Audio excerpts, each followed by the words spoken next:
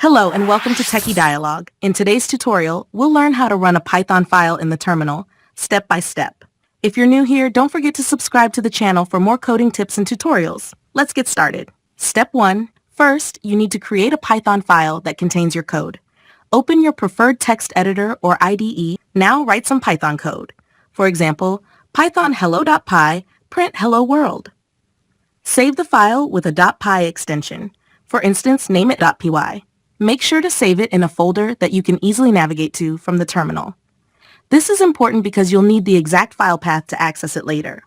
Step 2. Next, open your command prompt or terminal. Navigate to the folder where you saved your Python file. If you know the file's location, you can directly paste the path into the terminal. You can run your Python file by press Enter. If Python is installed correctly on your system, you should see the output. Hello world! And that's it. You've successfully run a Python file in the terminal. Practice this process with different Python files to get more comfortable. Thank you for watching. See you in the next tutorial.